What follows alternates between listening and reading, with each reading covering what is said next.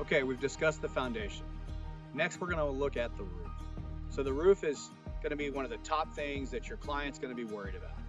When you, as an agent, show up to the house, there's going to be some quick things that you can look at on the roof that's going to be able to tell you if the roof has been recently replaced. First thing that you're going to want to do is you're going to want to come over here and you're going to want to look at the bottom sides of the shingles. When the house is built, they go and they paint the house after it's been shingled, so it's going to cause paint to be on the bottom sides of these shingles. If you walk over to the house and you look at the bottom and you see paint, then you know that this is the original roof. If the shingles on the bottom here are not painted, then you know that the roof has for sure at some point been replaced. The next thing you could take a look at is you can look at what's called as plumbing vent boots on the roof. This is a plumbing vent boot. So this is going to be one of the other areas that you can look at to decide if the roof's been replaced. When you go to look at the plumbing vent boots, you can see here that this is a plastic vent boot. Most of the time on a builder grade boot, you're going to see plastic. If the roof's been replaced since the home was built, you're going to see a lead boot or you're going to see a metal boot. If you're seeing shingles that are not painted on the bottom and you're seeing lead or metal boots, then it's a pretty good indicator that the roof's been replaced. The other thing that you can do is you can look at other roofs in the neighborhood.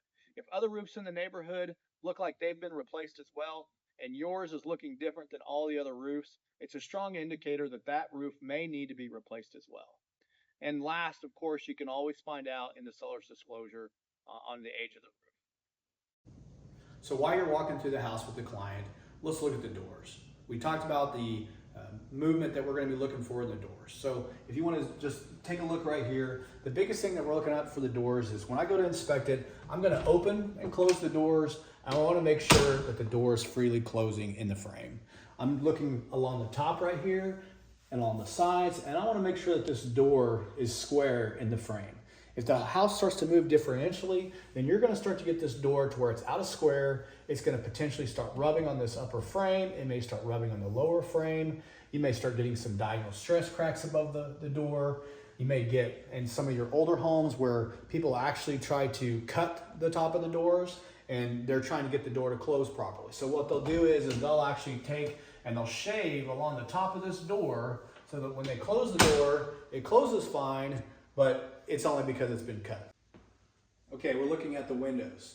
So some of the things with the foundation that we discussed would be that you're, again, just like the doors, you're going to be seeing the diagonal stress cracks above the windows, potentially below the windows. You may also even see a crack in the window. I also, just like on the outside of the house, I'm going to pay attention to this joint. Where the interior window trim meets this window seal, I'm looking to see if there's any major separation along this vertical joint.